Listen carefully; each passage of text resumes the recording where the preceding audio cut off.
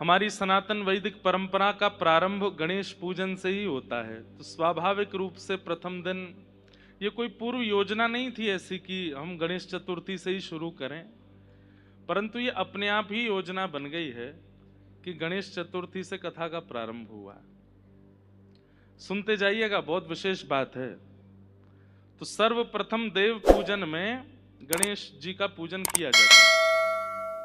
तो भागवत जी की कथा तो वैसे सब जगह ही शुभ होती है, लेकिन यहाँ प्रारंभ में ही श्री गणेश पूजन हो गया, गणेश चतुर्थी हो गई। फिर गणेश जी के पूजन के बाद प्रारंभ होता है शुभ कार्य का, तो फिर उसके बाद गुरु पूजन होना चाहिए। तो गुरु पूजन के रूप में ऋषि पंचमी आ गई, उस दिन ऋषियों का पूजन हो गया। फिर हमारे जो आयोजन है या हमारी जो व्यवस्था है, उसकी रक्षात्मक रूप से जो उसकी रक्षा करें उनका वंदन होना चाहिए। तो बलदेव छठ आ गई, श्री बलदेव जी महाराज हल मूसल लेकर के पूरी कथा की रक्षा कर रहे हैं। उसके बाद जो प्रधान पीठ है उनका वंदन होना चाहिए, उनका नियम। तो आज ठाकुर जी का जन्मोत्सव होने वाला है, और फिर प्रधान पीठ को प्रणाम करने के बाद प्रधान भी एक नहीं होते, अनेक होते हैं ना।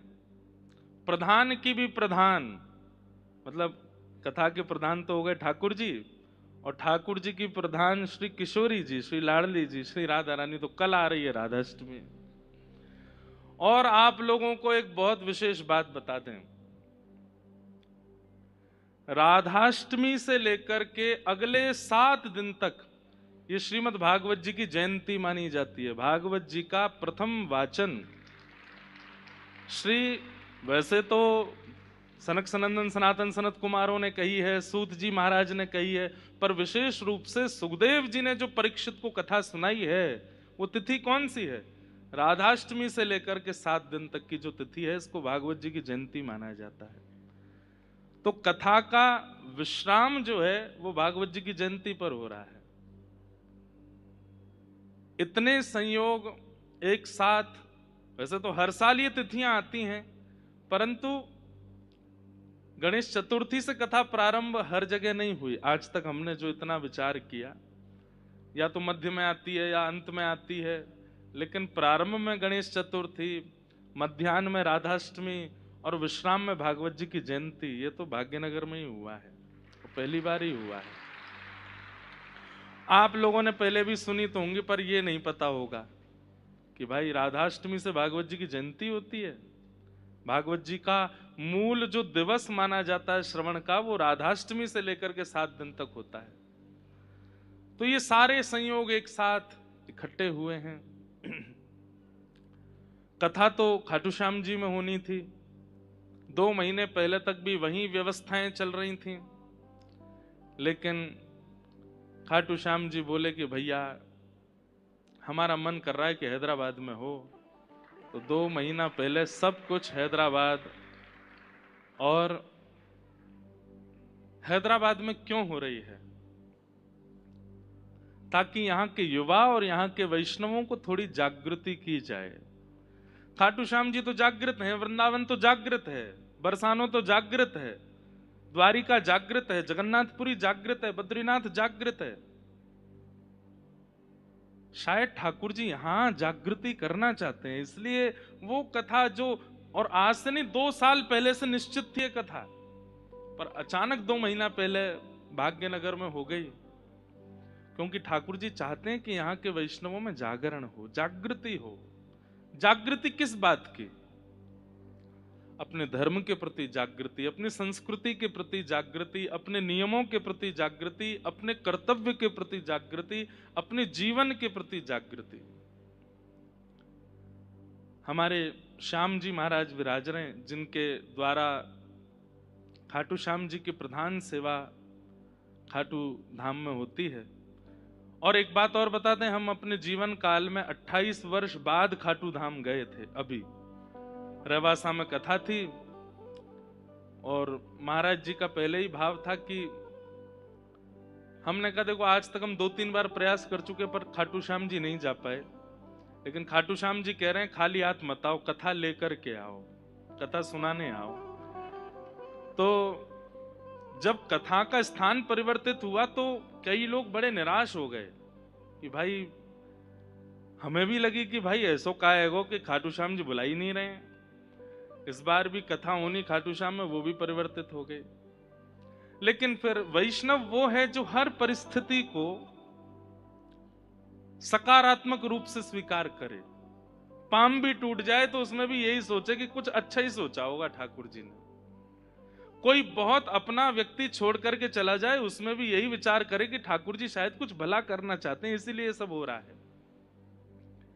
तो हमने फिर विचार किया, हमने की कथा तो हो नहीं पाई, लेकिन उसके दो, यहां से पहले जयपुर थी, जयपुर से पहले रहवासा थी, तो रहवासा में महाराज जी का भाव था कि आप खाटू धाम चलें दर्शन करने।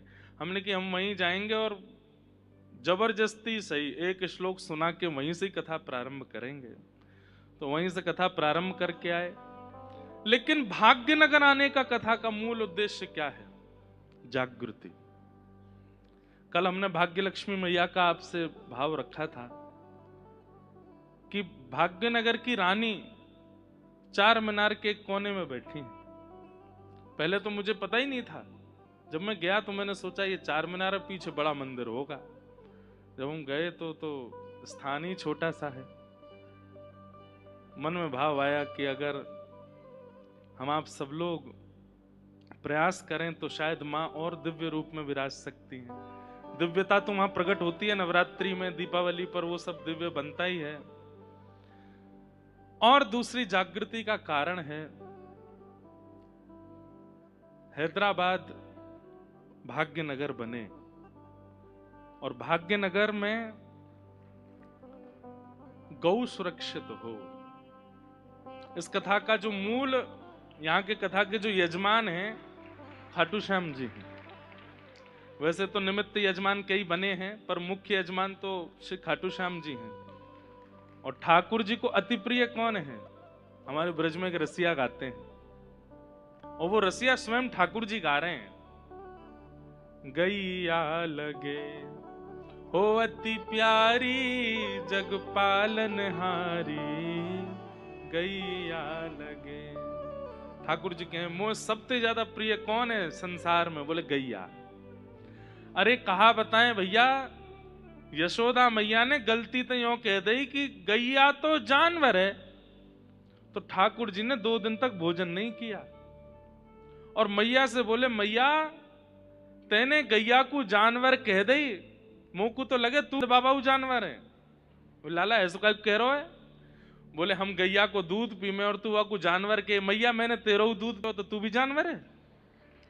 मैया बोली लाला गलती है, अपराध है, कहा करूं बता। बोले गैया को जानवर नहीं बोलेगी। तो यशोदा मैया ने कान पकड़े, सब ब्रजवासी ने लाला से कही लाला आज के बाद हम जानवर ना बोलेंगे, तू रूठे मत। मैया के द्वारा जानवर कहवे थे, जब इतनी बुरी ठाकुर जी को लग सके। हम तो व्यवहारी जानवर वाला करते हैं गैया के साथ, ठाकुर जी हमको कैसे रीझ सकते हैं हमसे? हम प्राचीन भक्तों की कथा सुनते हैं, प्राचीन भक्तों की एक चीज अर्पण होने पर ठाकुर जी प्रत्यक्ष प्रकट हो जाते थे, और हम लोग इतना कुछ देते हैं फिर भी ठाकुर जी प्रसन्न नहीं होते। क्यों? कहीं ना कहीं ठाकुर जी की प्रिय गैया हमसे दुखी है, हमारी सेवा वहां हो नहीं रही। तो मुख्य यजमान तो खाटू श्याम जी हैं, स्वयं चल के खाटू धाम से आए हैं, यहां बैठे हैं। किस लिए? कि भाग्यनगर के लोग यहाँ की गौशाला, यहाँ की गैयाओं की तो सुरक्षा करें।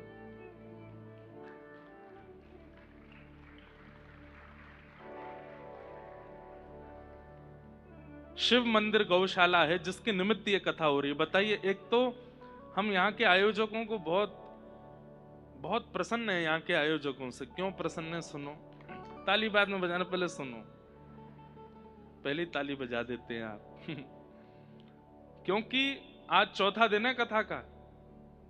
हमको एक चीज के लिए भी ये नहीं कहा गया महाराज जी मंच से आप ऐसा कह दीजिए, इनका सम्मान कर दीजिए, इनको बुला लीजिए, इनका नाम बोल दीजिए। नहीं तो अधिकतर कथाओं में ये होता ही रहता है। और हमें परिवार लगता है फिर कथा काहे को करवाई आपने, जब ये सब व्यवहार ही करने थे तो हम ऐसे ही आ जाते 4 दिन के लिए, व्यवहार कर देते, इनको माला पहना दो, इनके लिए ये कर दो, इनके घर पधरामनी कर आओ इनके यहाँ। पर नहीं, आज 4 दिन हो गए हमको। इनको पता है कि पिछले 3 महीना से महाराज जी घर भी नहीं गए हैं, तो आराम करें भाग्यनगर आके, तो कहीं हमको जाना नहीं, किसी से मिलना नहीं, कुछ। आज बस गए थे, आज 2-3 जगह गए थे, और आज बड़े संकोच में आकर के बोले महाराज जी एक निवेदन था। मैंने कहा बताइए। बोले कथा जो है ना वो गौशाला के निमित्त कराई जा रही है, क्योंकि हमारी गौशाला जो है वो लाखों के कर्जे में चल रही है। वैष्णव जन थोड़ा जागृत हो में, उसमें सेवा करें और वहां जाकर के थोड़े अपने अनुदान करें, जिससे। तो मैंने कहा आपने पहले दिन क्यों नहीं कहा? बोले हमें संकोच हो रहा था कि हम कैसे कहें, पर बहुत संकोच में कह रहे हैं कि थोड़ा सा आप बोल देंगे तो लोग बाग थोड़े जागृत होंगे। वहां जाकर के कोई ऐसा नहीं कि आप लोगों से ये कहा जाए कि इतने का दान करो, जितना बने उतना करो। हम तो एक बात कहते हैं भैया, व्यक्ति अपने जीवन को बहुत विशेष रूप से धर्ममय बना सकता है। आप लोग अपने जन्मदिन पर, अपने ब्याह महोत्सव पर, अपने घर के छोटे छोटे कार्यक्रमों पर लाखों खर्च कर देते हैं, डेकोरेशन करना, ये करना, वो करना। उससे अच्छा आप गौशाला में जाकर के गैया की पूरी सेवा कर दो, 2-4 गायों की सेवा कर दो, और इस भाव से नहीं कि वो जानवर हैं, लाचार हैं, इस भाव से कि हमारे ठाकुर जी को बहुत प्रिय हैं। इनकी सेवा करेंगे तो ठाकुर जी हमसे प्रसन्न रहेंगे। हम अपनी कथा में एक बात कहते हैं, जिसको गैया से डर लगता है, जैसे गैया सामने आती है तो डर के भागता है, तो जब वो ठाकुर जी के सामने जाता है ठाकुर जी भी भागते हैं। क्यों? बोले तू मेरी गैया से डरे, मैं तोते डरू। गैया गोबर से, गाय मूत्र से, गौ घृत से, गैया के दूध से कई लोग नाक बंद कर लेते हैं अपनी। ऐसे ही जब आप लोग ठाकुर जी के सामने जाते हैं ठाकुर जी भी यूं ही मिलते हैं। बड़ी तो बदबू आ रही है, संसार के विषय में बदबू नहीं आई तुझे? हैं? पिज्जा पास्ता बर्गर में वो लहसुन प्याज की बदबू नहीं आई कभी? गोबर से बदबू आ रही है। ठाकुर जी को दुर्गंध। अब विदेश, कभी दुर्भाग्य से विदेश जाना हो तो देखो वहां पर क्या होता है, गौ मांस की दुर्गंध ऐसे ही आती रहती है। विदेश में सब अच्छा है, पर एक ही चीज बुरी है कि वहां कब कहां से दुर्गंध आ जाए। विदेश जब जाते हैं ना, हमें अपने पटका को ठाकुर जी को नित्य प्रसाद ही करते हैं, या हम खूब सारा इत्र लगा के जावे। फ्लाइट में जब भोजन सर्व होता है ना, उस समय बस यूं लगती है दिमाग फट जाएगा, क्या क्या खाते हैं लोग। और उस विदेश को जाने के लिए लोग लाखों रुपए खर्च करते हैं, लाखों रुपए इकट्ठे करते हैं। हम अपने खर्चे से नहीं जाते, हमको लोग बुलाते हैं तो जाते हैं। वहां पर सहजी दुर्गंध आती है, और वही दुर्गंध धीरे धीरे भारत में बढ़ती जा रही है। उससे दुर्गंध नहीं आई आपको कभी? भाग्यनगर के जब हम रास्ते से आते हैं तो कहीं हमको कुछ लटके हुए दिखते हैं, जीव जंतु, कहीं कुछ बन रहा है, कहीं कुछ बन रहा है। हमने परसों किसी से पूछा, जहां भी जाता हूं मैं पूछता हूं कि यहां पर स्पेशलिटी क्या है खाने की, तो अगर शुद्ध होता है तो मंगवा लेते हैं, नहीं तो फिर घर में ही बनवाते हैं, जिनके यहाँ रुकते हैं भाई बना के खिलाओ। हमने पूछा भाग्यनगर में प्रसिद्ध क्या है? नाम सुनते ही मैंने कहा जय हो। बोले बिरयानी। मैंने कहा जय हो भैया, यहाँ पे प्रसिद्ध भोजन भी वो है जो बिना किसी जीव को मारे बनता ही नहीं है, और उसको लोग बना देते हैं मटर वटर डाल के, वैसा बनाते हैं। हमारे यहाँ बिरयानी नहीं बनती है, हमारे यहाँ तो महाप्रसाद बनता है। क्या बनता है? अगली बार कोई पूछे ना कि भाग्यनगर में क्या प्रसिद्ध है, तो कहते हैं महाप्रसाद। क्या प्रसिद्ध है? भात को महाप्रसाद बोलते हैं, चावल को महाप्रसाद बोलते हैं। तो ऐसा आपका भाग्यनगर है, यहाँ पर गौशाला है जिसका नाम शिव मंदिर गौशाला है, जो कि कटघरे जा रही गैयाओं को बचा करके 6 गायों से प्रारंभ हुआ, और आज 2500 गायों की वहां सेवा, 2500 गायों की सेवा वहां हो रही है। और भले निष्किंचन भाव से, कोई उसमें कोई, अभी भी आप कथा सुनकर के ही जाइए। हम तो अपनी कथा में कभी दान दक्षिणा की कोई बात करते नहीं, लेकिन भैया अगर ये गौशाला की गैया सब व्यवस्थित हो जाएं तो आप लोग प्रयास कीजिएगा। और केवल एक ही गौशाला क्यों, भाग्यनगर में ढूंढिए, और कहाँ हैं ऐसे धर्म जागृति की, कहाँ कहाँ सेवाएं चल रही हैं, वहां वहां जाकर के अपने अनुदान किया कीजिए, अपने जन्मदिन पर अपने घर के सदस्यों के साथ में। और हम कह रहे हैं भैया केवल जन्मदिन तो साल में एक ही बार आता है, हर महीना की एक दिन, जैसे एकादशी करते हो, जैसे प्रदोष का व्रत करते हो, ऐसे ही एक व्रत और ले लीजिए, गौ सेवा का, गौ रक्षा का, धर्म रक्षा का, शास्त्र रक्षा का, नियम रक्षा का। तो आप सब लोग जरूर जरूर जाइए। और वहां शिव मंदिर गौशाला जो कि भाग्यनगर के पुराने शहर में है, 1996 मतलब हमारी जन्म वर्ष और गौशाला का भी प्रकट वर्ष एक ही है, हमारे बराबर की है गौशाला। वहां गौ सेवा चल रही है, आप लोग वहां जरूर ही अपने अपने भाव प्रस्तुत कीजिएगा। उसी के निमित्त ही श्री खाटू श्याम जी ने इस कथा को राजस्थान से भाग्यनगर शिफ्ट किया कि यहाँ के सब वैष्णव मिलकर के वहां, जो यहाँ पढ़ने लिखने वाले बच्चे हैं, जो अभी करियर पर ध्यान दे रहे हैं, उन लोगों से भी मेरी प्रार्थना, बहुत थोड़ा ही सही कुछ करना, जरूर वहां करके जाना और इस प्रकार से धर्म की जागृति का कारण कीजिए। आज कथा में श्री ऋषि जी महाराज भी पधारे हैं, आप भी भागवत जी के वक्ता हैं और श्री हनुमान जी की कृपा से आप भी पर्चा बनाते हैं और लोगों के सन्मुख आते ही उनके सब भाव जो भी बालाजी आज्ञा करते हैं आप प्रकट कर देते हैं। ठाकुर जी खूब कृपा करें, आप ऐसी सनातन के धरोहर को आगे लेकर के चलें। हमारे पूज्य श्री मलुकपीठ वाले महाराज जी के आप कृपा पात्र हैं। महाराज जी भी अभी रवासा धाम में आपके विषय में कह रहे थे, आज आप पधारे, बहुत बहुत धन्यवाद। हमारे शीतल पांडे जी बैठे हैं, वो चुपके से धीमे से, सबसे पहले तो कथा का प्रस्ताव यही लेके आए थे हमारे पास। खाटू श्याम जी के ऐसे मधुर मधुर भजन गाते हैं, ये भले ही कितनी भी उम्र के हो जाएं रहेंगे लाला ही, छोटे से ही हैं। अच्छा देखिए, इनको देख करके हमने एक भाव रखा मन में। छोटा बालक गोदी में आता है ना, तो छोटा बालक जो बहुत प्यारा होता है उसको देख के लगता है ये कभी बड़ा ही नहीं हो, ये इतना ही रहे। ऐसे ही हमारे खाटू श्याम जी के गोद के लाला हैं ये। इनको ठाकुर जी कह रहे हैं तुम 100 साल के हो जाओगे तो भी लाला ही रहोगे। बहुत सुंदर आपका कंठ है। और बताने वाली बात तो नहीं, पर 2 महीना पहले आपने इस व्यास मंच से श्री वैष्णव दीक्षा प्राप्त की और इनका दीक्षा का नाम है श्रीनिवास रामानुज दास। इनकी दीक्षा हुई थी 2 महीना पहले तब, और खूब भाव से ठाकुर जी का 19 वर्षों से एकादशी चाहे दुनिया के किसी कोने में हो, खाटू धाम में ही करते हैं, ऐसा आपका संकल्प। बंधुओं देखिए, इस नियम का पालन आप नहीं कर सकते, ये ठाकुर जी करवाते हैं, ये ठाकुर जी ही। आप अपने वादों का निर्वहन कर सकते हो, मैं तुमसे मिलूंगा, हम दोनों साथ में भोजन करने जाएंगे, ये सारे वादे आप निभा सकते हो।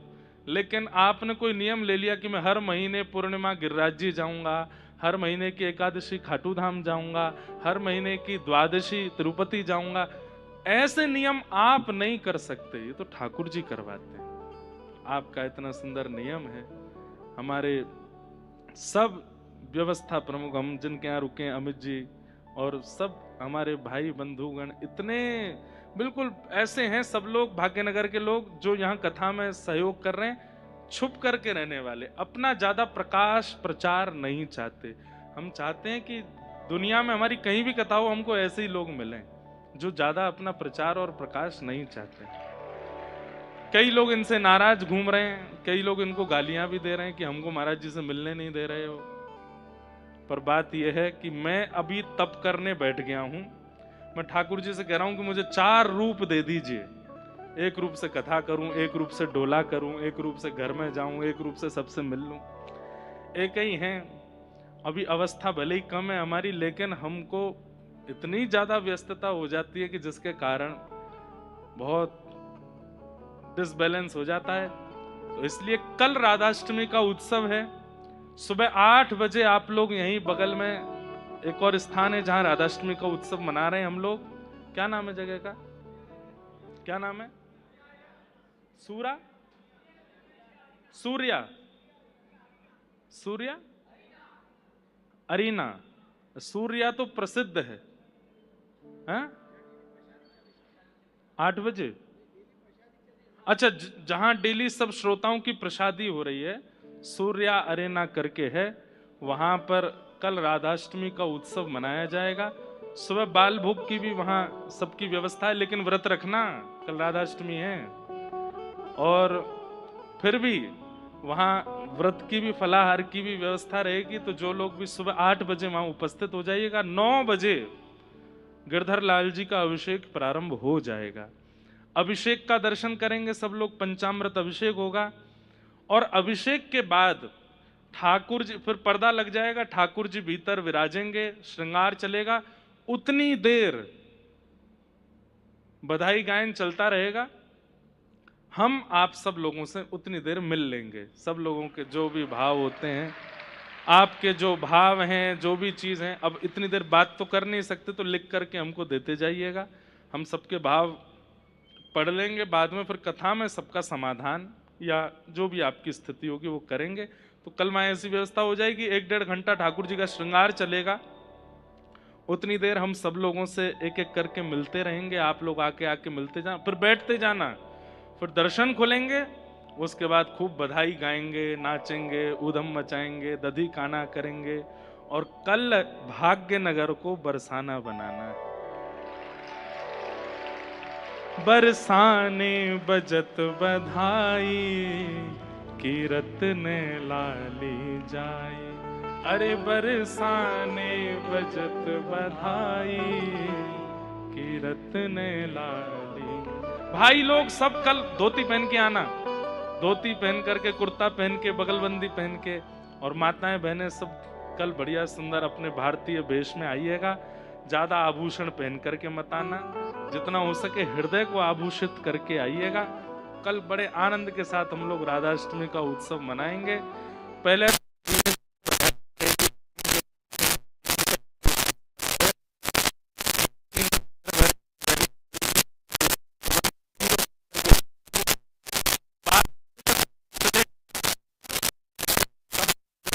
आइएगा, स्नान ध्यान करके फिर 5 बजे, सॉरी 5 तो मैं आता हूँ 3 बजे यहाँ आ जाइएगा।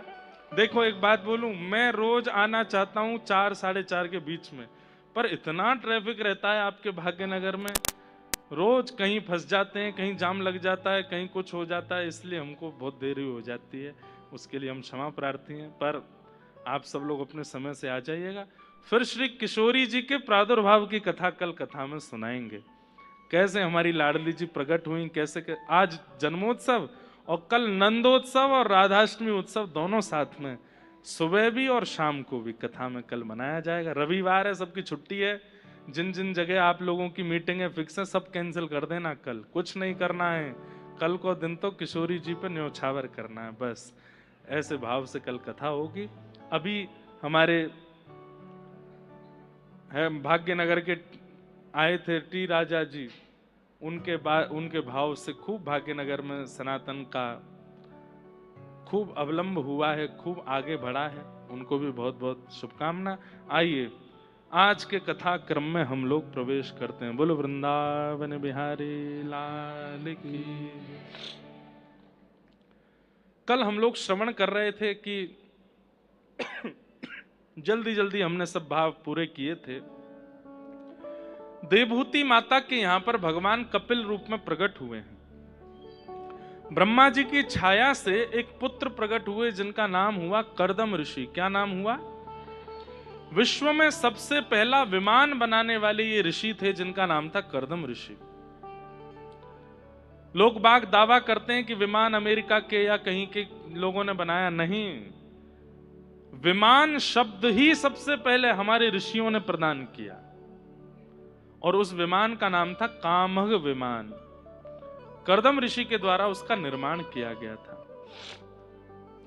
कर्दम ऋषि ने अनेक वर्षों तक तपस्या की और तपस्या के बाद जब ठाकुर जी उनसे प्रसन्न होकर के प्रकट हुए और बोले कि वरदान मांगो, क्या चाहिए, तो कर्दम ऋषि वरदान मांगते हैं। क्या मांग रहे हैं? कि तथा सचाहम परिवोढु काम समानशीलां ग्रहमेदुधेनुम् उपेयवान्मूलमशेषमूलम् दुराशय काम दुदांग्रिपश्य। सब लोग इधर देखो, सावधानी से सुनो। ये श्लोक जिनके बयान नहीं हुए उनको याद कर लेना चाहिए और नित्य अपने ठाकुर जी से ये श्लोक बोलना चाहिए। इस श्लोक का अर्थ क्या है? जब ठाकुर जी प्रकट होकर के कर्दम ऋषि से बोले कि वरदान मांगो, तो कर्दम ऋषि कहते हैं, नाथ मेरे अनेक वर्षों की तपस्या का केवल एक फल मुझको दे दीजिए। क्या? मैं जितना आपसे प्रेम करता हूं, मैं जितनी आपकी भक्ति करता हूं, मुझे आपकी कथा सुनने में, सेवा करने में जितनी रुचि है, मुझसे भी दुगनी रुचि वाली एक कन्या से मेरा ब्याह हो जाए। बंधुओं, हम आप सब लोगों की संबंध में रिक्वायरमेंट क्या होती है? हम किससे संबंध बनाते हैं? जो रूपवान हो, जो धनवान हो, जो कहीं ना कहीं ऐश्वर्यवान हो, कीर्तिवान हो। पर रूप, धन, ऐश्वर्य, कीर्ति का बहुत दिन तक आनंद नहीं है, बहुत दिन तक सुख नहीं है। रावण खूब धनवान था, पर मंदोदरी पत्नी होते हुए भी अति प्रसन्न नहीं है। हिरण्यकश्यप तीनों लोकों का स्वामी बना बैठा था, लेकिन कयाधु प्रसन्न नहीं है। ऐश्वर्य, धन, संपत्ति और रूप, इनसे कुछ होने वाला नहीं है। इसलिए नित्य ठाकुर जी से आप एक प्रार्थना कीजिए, पत्नी मिले तो आपकी भक्त मिले, पति मिले तो आपका भक्त मिले, और जब पति पत्नी भक्त मिल जाए तो उसके बाद फिर बच्चे मिले तो आपके भक्त मिले, मित्र मिले तो आपके भक्त मिले। परिवार में अगर कोई व्यक्ति भगवान का भजन नहीं करता है तो उसके लिए नित्य प्रार्थना करो कि हे नाथ, इसके चित्त में भी अपनी भक्ति प्रकट कीजिए, ये भी आपका परम वैष्णव हो जाए, परम भागवत हो जाए। ठाकुर जी से आप कामना नहीं कर सकते, लेकिन किसी भक्त की कामना आप ठाकुर जी से कर सकते हैं कि हे नाथ, मेरे जीवन में एक भक्त आ जाए। एक बात बोलें, अगर वैष्णव पत्नी आ गई तो संसार के लिए वो विवाह होगा, पर आपके लिए वो सत्संग है। अब आप सत्संग में प्रवेश कर गए, क्योंकि एक सद व्यक्ति का संग आपको मिल गया है। वैष्णव बालक जीवन में आ गए तो वो सत्संग हो जाएगा। उसके बाद आप कथा में अगर सदैव उपस्थित भी नहीं हो पाओगे ना, तो भी आपका भजन ही माना जाएगा। क्यों? जिसका संग आप कर रहे हैं वो परम वैष्णव है। इसलिए हमारी आपसे प्रार्थना है, ठाकुर जी से आप संबंध के रूप में एक वैष्णव की कामना करो। अच्छा, एक बात और सुन लीजिए। अब हमने इतनी ज्यादा विश्वास आपके चित्त में प्रकट कर दिया, और कहीं आप में से किसी का ब्याह हुआ और संबंधी जो आया जीवन में वो वैष्णव नहीं आया, तो आप तो फिर मुझे याद करके गाली दोगे, महाराज जी कह के गए थे, हमने तो इतनी प्रार्थना की फिर भी जी ऐसा आ गए है, अब क्या करें? जरूरी नहीं है, आपने व्यक्ति नहीं मांगा, आपने सत्संग मांगा है। कई बार ऐसा होता है कि विपरीत व्यक्ति ही आकर के जीवन में सत्संग प्रकट करता है। उसके व्यवहार, उसके स्वभाव, उसकी ठोकरों से ही आप भक्ति मार्ग में आते हो। तो जरूरी नहीं है कि अनुकूल ही मिले, आप सत्संग मांगिए। अगर अनुकूल पति के आने से होगा तो अनुकूल दीजिए, प्रतिकूल के आने से हो तो प्रतिकूल दो। हम आपसे दूर ना रहें, बस जीवन ऐसा बना दीजिए जिससे आपका सामीप्य बना रहे ठाकुर जी, बस ये प्रयास कीजिए। हम आपसे दूर ना हों। गोस्वामी तुलसीदास जी महाराज, जिन्होंने पूरे विश्व को रामचरितमानस प्रदान की, मैं कथा में सुनाया करता हूं। एक बार उनकी प्रयाग में कथा चल रही थी, तो एक ब्राह्मण आया, और ब्राह्मण आकर के बोला, आप इतने सुंदर हैं, गुणवान हैं, बुद्धिमान हैं, मेरी बेटी से ब्याह कर लीजिए। गोस्वामी तुलसीदास जी बोले, हम नहीं करेंगे। दूसरी कथा हुई तो ब्राह्मण उसमें भी पहुंच गए। अब तो वो ऐसा हो गया कि हर कथा में गोस्वामी जी के पास आ जाए, बोले मेरी बेटी से ब्याह कर लीजिए। गोस्वामी जी ने कहा अगर महादेव प्रकट होकर के कह देंगे तो करूंगा, क्योंकि भैया अब हमारा जीवन राम जी का हो गया है। हम ऐसे किसी से भी ब्याह नहीं कर सकते, हम उसी से ब्याह करेंगे जो हमारी तरह वह भी राम जी से प्रेम करे और उसके कारण हमारी भक्ति और बढ़े। तो एक दिन महादेव ने प्रकट होकर के कह दिया कि वो जो ब्राह्मण तुम्हारी कथा में आते हैं ना, उनकी कन्या से ब्याह कर लो। तो गोस्वामी जी के चित्त में आया महादेव मोहर लगा रहे हैं तो निश्चित है कि वो कन्या मेरे चित्त में राम भक्ति प्रकट करेगी, तो मैं ब्याह कर लेता हूं। गोस्वामी जी का ब्याह हुआ, इतनी सुंदर।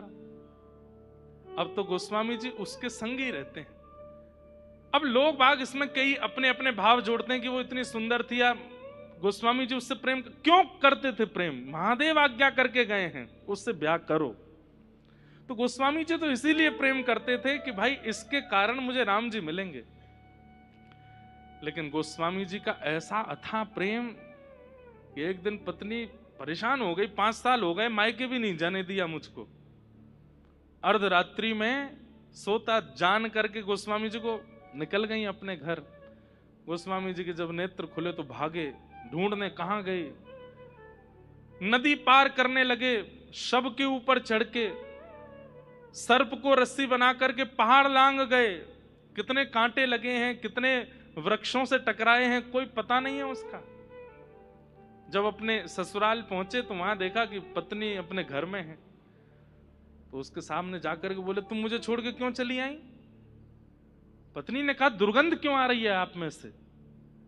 पता चला कि भाई ये तो शव को नाव बना करके, किसी मृतक व्यक्ति की लाश बहती हुई आ रही थी, उसको नाव बना के पार कर गए यमुना जी। सर्प को रस्सी बना करके पहाड़ लांग गए। आजकल की कन्या होती तो कहती आप मुझसे कितना प्रेम करते, मेरे लिए किया इतना सब कुछ। लेकिन गोस्वामी जी की पत्नी बोली इतना प्रेम यदि राम जी से किया होता, ये हाड़ मांस के पुतले के लिए आपने इतना कुछ कर दिया, अगर इतना कभी राघव जी के लिए किया होता तो आज राम जी आपको मिल गए होते।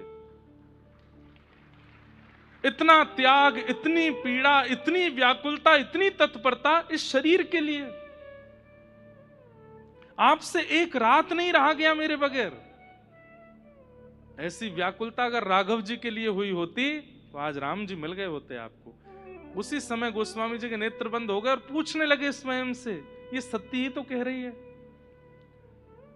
राम जी के दर्शन के लिए मैंने शव को नाव बना करके कभी पार नहीं किया। कभी आपने सुना, आपने खूब सुना होगा कि कोई प्रेमी ने अपनी प्रियतमा के लिए नस काट ली। कभी सुना कि किसी ने राघव जी के लिए नस काटी हो। आपने सुना होगा कि किसी प्रेमी ने अपनी प्रियतमा के लिए वो पी लिया, विष पी लिया। कभी किसी प्रियतम ने राधा रमण जी के लिए पिया? हाँ पिया था, मीराबाई ने पिया था। आज कोई नहीं पीता, क्योंकि हमारा प्रेम ही नहीं है। दिखावा कर रहे हैं, कोरा नाटक।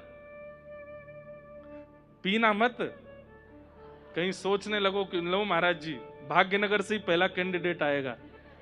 ऐसा नहीं, विचार की बात है।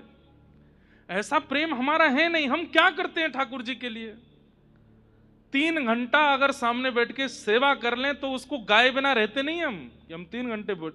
आप कभी अपने प्रियतम से या प्रियतमा से जो प्रेम प्रकट करते उसको गाते हैं? ठाकुर जी की सेवा क्यों गा देते हैं? क्योंकि वो प्रेम है ही नहीं। और पत्नी के कारण गोस्वामी जी उसी समय सब छोड़ करके तुलसीदास बन गए और मिले राघव जी उनको। तो अब पत्नी अनुकूल नहीं थी, लेकिन क्योंकि महादेव जानते हैं कि जब प्रतिकूल पत्नी आएगी और वह आकर के इनको ऐसे फटकारेगी तभी राम जी मिलेंगे। तो जरूरी नहीं है कि अनुकूल मिलेगा तो ही भगवत प्राप्ति होगी। कई बार प्रतिकूल के मिलने से भगवत प्राप्ति होती है। महाराष्ट्र में एक संत हुए श्री तुकाराम जी महाराज। तुकाराम जी महाराज के गांव में एक लड़के के पीछे पूरा परिवार पड़ गया, शादी करो शादी करो। तो उस लड़के ने कहा अगर तुकाराम जी बोल देंगे तो कर लूंगा। क्योंकि तुकाराम जी की जो पत्नी थी बहुत उल्टे दिमाग वाली थी। तो उस लड़के ने कहा तुकाराम जी कभी नहीं कहेंगे कि तू ब्याह कर, भाई खुद जला हुआ व्यक्ति दूसरे को क्यों जलाएगा। तो उसने घर वालों से कहा तुकाराम जी से बुलवा दो, अगर वो बोल देंगे तो मैं ब्याह कर लूंगा। घर वाले सब गए, तुकाराम जी हमारा बेटा कहता है कि आप कह दोगे तो वो ब्याह करेगा। बेटा बड़ा प्रसन्न, बोली ये कभी नहीं कहेंगे। खुद इनकी पत्नी, पूरा गांव जानता है कि वो भरे चौराहे पे पीट देती है, कभी कभी इनको सुना देती है।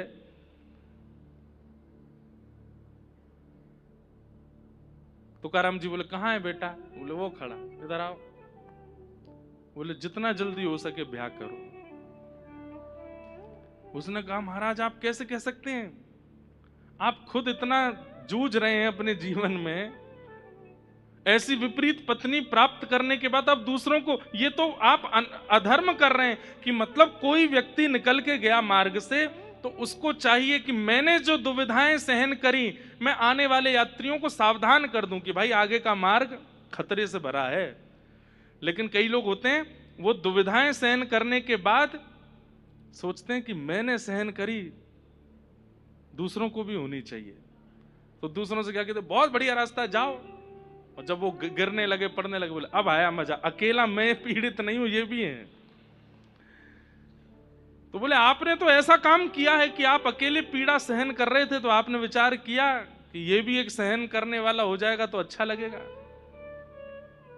तुकाराम जी बोले नहीं ऐसा नहीं है। तो फिर क्या है? बोले देखो अनुकूल पत्नी मिल जाए तो तुम विट्ठल भगवान का प्रेम से रोज दर्शन करने जाना, हर महीने जाया करना।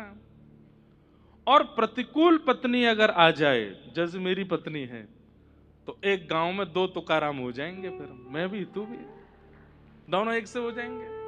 अपना उत्तराधिकारी भी तो चुनना है मुझको। इसलिए अनुकूल और प्रतिकूल दोनों स्थितियों को स्वीकार कीजिए। देखिए प्रसाद का एक नियम होता है, पुजारी जी जब हाथ में देते हैं तो हम उसको पा लेते हैं, लेकिन कई बार वो हाथ से गिर जाता है तो भी हम उठा के पा लेते हैं। प्रसाद अपवित्र नहीं होता। ऐसे जीवन में अनुकूल और प्रतिकूल दोनों प्रसाद है, दोनों को सेवन कर लो, दोनों को स्वीकार कर लो। कई बार प्रतिकूलताएं हमारे निर्माण के लिए अति आवश्यक होती हैं। अगर वो प्रतिकूलता जीवन में नहीं आएगी तो हमारा निर्माण नहीं हो पाएगा। इसलिए तैयार रहिए, जो आवे जीवन में अनुकूल हो प्रतिकूल हो सबको स्वीकार करो। पर एक चीज का ध्यान रखना है, जो हरि विमुख है, जो हरि से दूर करने वाला है, बस उसका अति संग मत कीजिएगा। शरीर से भले ही आपको संग रहना पड़े, हृदय में उसको स्थान मत दीजिएगा, चाहे वो अपना ही पुत्र क्यों ना हो, उसको हृदय में स्थान मत दीजिएगा। जो हरि विमुख करने वाला। तजोरे मन हरि विमुखन को संग, जाके संग कुमति उपजत है, पड़त भजन में भंग। कहा होत पै पान कराए, विष नहीं तजत भुजंग। सूरदास कारी कामर पे, चढ़े न दूजो रंग। तजोरे मन हरि विमुखन को संग। तो कर्दम ऋषि ने भगवान को प्रकट करके क्या मांगा? मुझसे भी ज्यादा आपसे प्रेम करने वाली एक कन्या से मेरा ब्याह हो जाए। भगवान इतने प्रसन्न हो गए, कर्दम ऋषि से कहा ठीक है, पृथ्वी के प्रथम मानव स्वयंभू मनु की पुत्री देवहूति के साथ आपका ब्याह होगा। और मैं आपसे इतना प्रसन्न हूं कि मैं एक वरदान अपनी तरफ से दे रहा हूं कि आपके यहां पुत्र बनकर के मैं ही आऊंगा। और कर्दम ऋषि के 9 पुत्रियां हुई और 10वें संतान के रूप में भगवान कपिल का प्रादुर्भाव। बोलो कपिल भगवान की जय। एक बात बोलें, वैसे तो ये मेरे मन का भाव है, अनेक भक्तों के चरित्र पढ़ने के बाद, भागवत जी की 10 वर्ष सेवा करने के बाद एक चीज समझ में आई, ठाकुर जी से कुछ मांगो चाहे मत मांगो, ठाकुर जी पूरा करें ना करें ये उनकी इच्छा है। पर जिस किसी ने भी ठाकुर जी को संतान रूप में मांगा है ना, ठाकुर जी किसी ना किसी रूप में आते जरूर है। कितनों को देखा मैंने। इसलिए पहले तो ब्याह से पहले पति अनुकूल मांग लीजिए, पत्नी अनुकूल मांग, पति पत्नी अगर विपरीत मिल जाए तो कम से कम संतान की कामना तो करो कि हे नाथ आप ही आइए, कोई संसारी जीव ना आवे, आप ही पधारो। और फिर ठाकुर जी आएंगे तो उसके लिए जैसी पवित्रता होनी चाहिए उसका मां निर्वहन करे। व्यास मंच पर बैठ करके हम कह रहे हैं तो हो सकता है वाणी सत्य हो जाए, ठाकुर जी ही आएंगे। और ठाकुर जी नहीं आएंगे तो अपने किसी अंश को ही बालक बना करके भेजेंगे।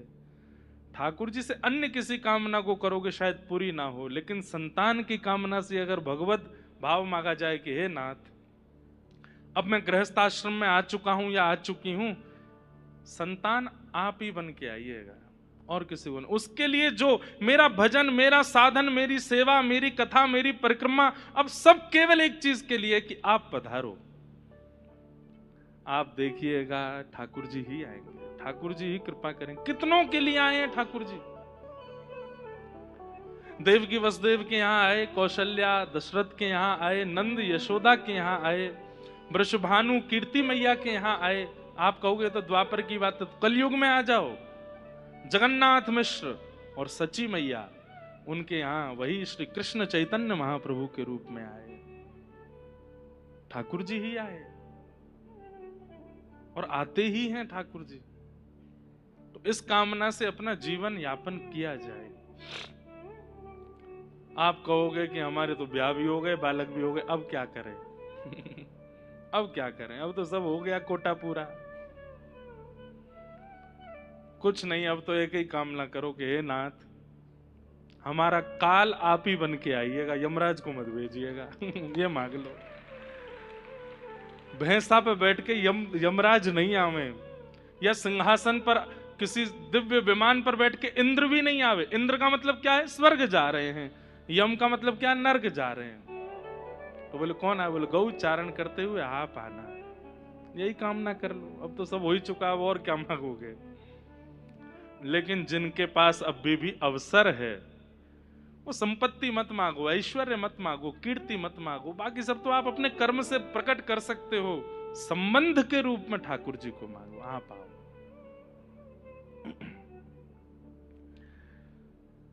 तो कर्दम ऋषि और देवहूति माता के यहां भगवान कपिल प्रकट हुए। कपिल भगवान की बाल अवस्था का ज्यादा वर्णन नहीं है। आप धीरे धीरे बड़े होने लगे। कर्दम ऋषि तो तपस्या के लिए वन में चले गए। देखो एक बात स्पष्ट है, साक्षात भगवान का दर्शन करने के बाद भी भजन जरूरी है, क्योंकि प्रत्यक्ष दर्शन रावण को भी हुआ है, प्रत्यक्ष दर्शन कुंभकर्ण को भी हुआ है, कंस को भी हुआ है, शिशुपाल दंतवक्र को भी हुआ है। अरे कहां तक कहें, मंथरा को भी होते थे राम जी के प्रत्यक्ष दर्शन। दर्शन से मति नहीं बदली, मति तो भजन से ही बदलती है, मति तो नाम जप से ही बदलती है, मति तो संकीर्तन से ही बदलती है। इसलिए प्रत्यक्ष दर्शन हो भी जाए, कभी ठाकुर जी प्रत्यक्ष आ भी जाएं, उसके बाद भी भजन मत छोड़िएगा। कुम्मन दास जी की एक चरित्र आता है कि कुम्मन दास जी जब अपने खेत में बुवाई करते थे ना, तो पीछे ऐसे अपनी पीतांबरी में ठाकुर जी बीज डाल करके चलते ऐसे करके, और कुम्मन दास जी के खेत में ऐसे बीज उछालते हुए चलते ठाकुर जी। आगे आगे खुरपी से मेड़ बनाते चलते श्री कुम्मन दास जी, और पीछे पीछे ठाकुर जी चलते। कुम्मन दास जी को पता होता ठाकुर जी संग चल रहे हैं। ठाकुर जी कहते, बोले तुम एक काम करो, तुम खोदो, मैं बीज डालूंगा। इतना प्रेम ठाकुर जी कुम्मन दास जी से करते थे। लेकिन तभी मंदिर के घंटे घड़ियाल बजने लगे, राजभोग का समय हो गया, दोपहर के 11:30-12 बज गए, ठाकुर जी की राजभोग आरती होने वाली है। जैसे ही गिरिराज पर्वत पर घंटे घड़ियाल बजे तो कुम्मन दास जी तुरंत खुरपी छोड़ करके हाथ धोने लगे, पैर धोने लगे, दौड़ने लगे मंदिर की ओर। ठाकुर जी अभी भी पीतांबरी में बीज लेके खड़े हैं। ठाकुर जी बोले कहां जा रहे हो भैया कुम्मना? अरे राजभोग को समय है गयो, आरती करवे जा रहा हूं। ठाकुर जी बोले दारी के मैं यहां ठाड़ा हूं, तो ऊपर मंदिर में क्या गुजारो है। कुम्मन दास जी का उत्तर कितना सुंदर। बोले यहां आप अपनी इच्छा से आए हो, और जब मन नहीं होगा तो चले भी जाओगे। कल को मुझसे कोई अपराध हो गया तो मैं कितना भी बुलाऊं आप आओगे नहीं। लेकिन मंदिर में तो आपको आचार्यों ने बिठाया है, वहां से आप कहीं नहीं जाओगे, इसलिए वहां तो मैं नित्य दर्शन करूंगा, उसको कैसे छोड़ दूं। इसलिए भजन, नाम जप और कथा ये तो कभी नहीं छोड़नी है, क्योंकि प्रत्यक्ष दर्शन के बाद भी कभी कभी मति परिवर्तित नहीं होती, चित्त परिवर्तन नहीं होता, पर कथा से चित्त परिवर्तन होता है, कथा से उसमें लाभ जरूर मिलता है। हमारे पूज्य श्री अनंत दास जी महाराज पधारे हैं, जिन्हें लोग फ्लाइट बाबा के नाम से भी जानते हैं। ऐसे महाराज जी को बहुत बहुत वंदन, बहुत बहुत स्वागत।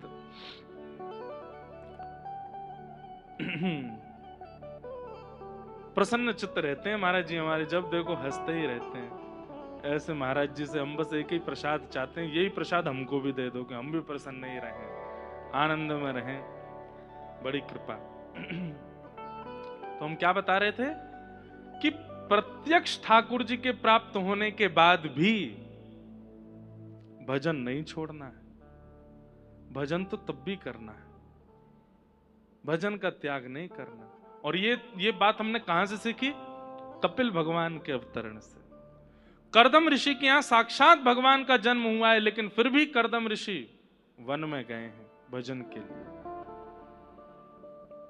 देवभूति माता सामने बैठी हैं और देवभूति माता कहती है मेरे कुछ संशय हैं, आप समाधान कर दीजिए।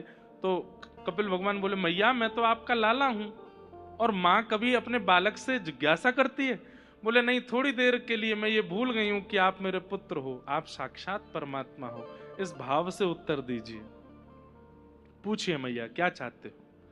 अनेक प्रश्न किए हैं देवभूति माता ने, सब प्रश्नों को तो हम नहीं बोल पाएंगे, पर एक दो प्रश्न बोल करके कथा में आगे बढ़ेंगे। पहला प्रश्न कि निर्वेणा नितराम भूमल असद इंद्रिय तर्षणात् येन संभाव्यमानेन प्रपन्नान्धं तम प्रभो।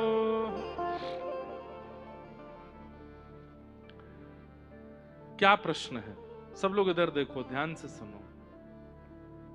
हे नाथ, हम अपनी इंद्रियों की इच्छा पूरी करते करते हार चुकी हैं, पर हमारी इच्छाएं पूरी नहीं होती। जीव को कितना भी खिला दो, जीव की इच्छा पूरी हो जाती है? नहीं होती। आज आपने कुछ खिलाया तो 2 दिन बाद फिर इच्छा प्रकट होती है। नेत्रों को कितना भी कुछ दिखा दो, पर इन नेत्रों की इच्छा कभी पूरी नहीं होती। त्वचा को कितना भी स्पर्श करा लो, पर यह त्वचा स्पर्श से कभी मुक्त नहीं होती। प्रश्न यह है कि इन इंद्रियों की इच्छा पूरी करने की वजह से हम पाप के भागी बनते जा रहे हैं। पाप क्या है? इंद्रिय इच्छा पूरी को ही पाप कहते हैं। अतीत में जब इंद्रियों की इच्छाएं प्रगाढ़ हो जाती हैं और उन इच्छाओं के आगे आप स्वयं को रोक नहीं पाते, उन इच्छाओं की पूर्ति में चले जाते हैं, वही तो फिर पाप बन जाता है।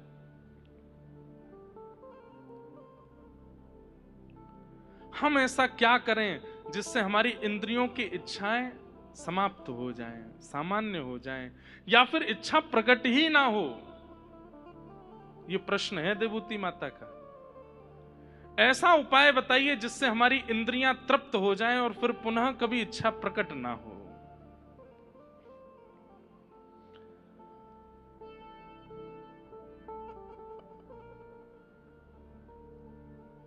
कालो न याता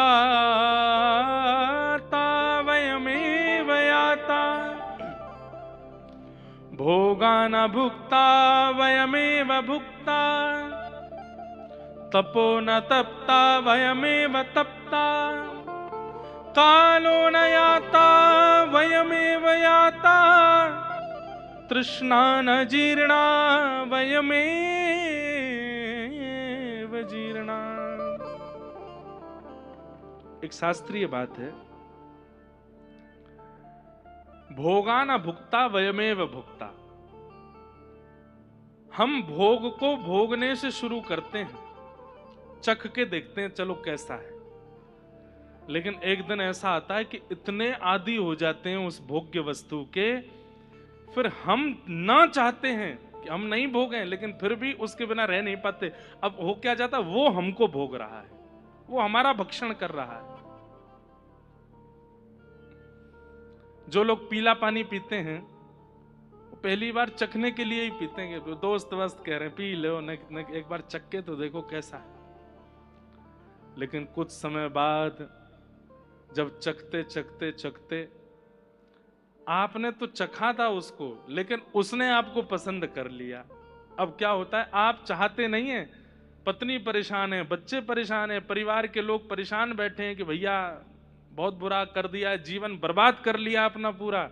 उस समय आपको भी लगता है कि मैं चाहता तो हूं कि मुझे नहीं करना है, मुझे नहीं स्पर्श करना है, मुझे नहीं इसके बारे में, पर मैं क्या बताऊं, अब मैं रह नहीं पाता। उस समय आप नहीं रह पा, वो आपका भोग कर रहा है।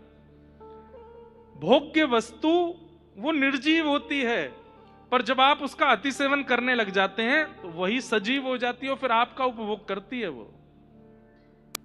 भोगा न भुक्ता वयमेव भुक्ता। वो भोग्य वस्तु कभी खत्म नहीं होती, उसका भोग करते करते आप खत्म हो जाते हो।